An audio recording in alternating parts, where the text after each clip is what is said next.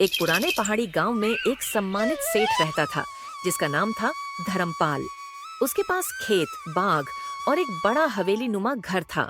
मगर उसकी पत्नी और बच्चे शहर में रहते थे, इसलिए हवेली की देखभाल वह अपने एक नौकर के भरोसे करता था, रामू, जिसे सभी लोग उसकी ईमानदारी और समझदारी की वजह से जानते थे। रामू साधारण परिवार से था, लेकिन उसका दिमाग बड़ा तेज था।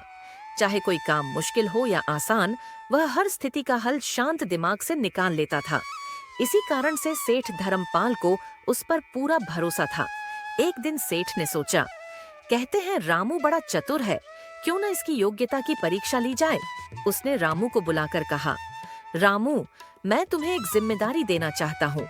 इस संदूक में कुछ कीमती गहने और रत्न हैं। इन्हें मुझे किले में रहने वाले महाराज तक पहुंचवाना है। रास्ता जंगल से होकर जाता है और वहां डाकुओं का खतरा है। देखना चाहता हूं कि तुम इन्हें सुरक्षित ले जाकर दिखा सकते हो या नहीं।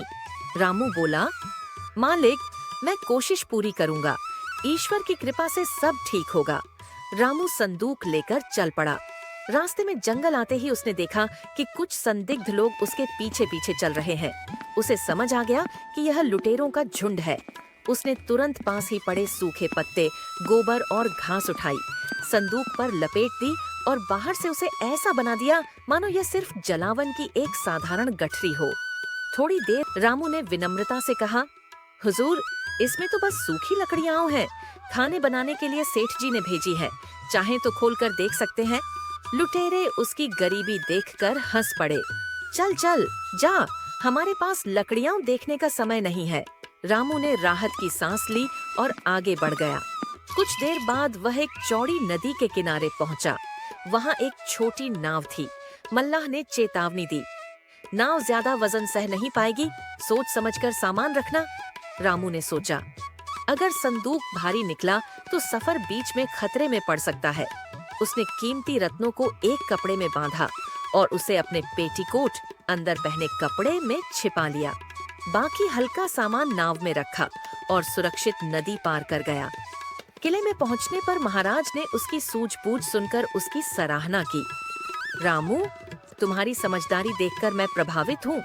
क्या तुम मेरे दरबार में नौकरी स्वीकार करोगे? रामू ने विनम्रता से कहा, महाराज, यह मेरे लिए सम्मान की बात है, लेकिन मेरा कर्तव्य सबसे पहले अपने मालिक धर्मपाल के प्रति है। उनकी अनुमति के बिना मैं कहीं और काम नहीं कर सकता। महाराज ने उसके इस उत्तर की ओर भी अधिक प्रशंसा की। ऐसा निष्ठावान और बुद्धिमान व्यक्ति दुर्लभ होता है। जब भी कोई कठिनाई हो, तुम बेझिझक मेरे पास आ सकते हो। रामू जब हवेली लौटा तो उसने पूरा किस्सा सेठ को बताया। सेठ धर्मपाल बहुत खुश हुए। रामू, तुमने न सिर्फ मेरी परीक्षा पास की, बल्कि साबित कर दिया कि ईमानदारी और हिम्मत हमेशा जीतती है। उन्होंने रामू को बड़ा इनाम दिया, उसके रहने की जगह सुधरवा दी और उसे अपने घर का प्रमुख प्रबंधक बना दिया।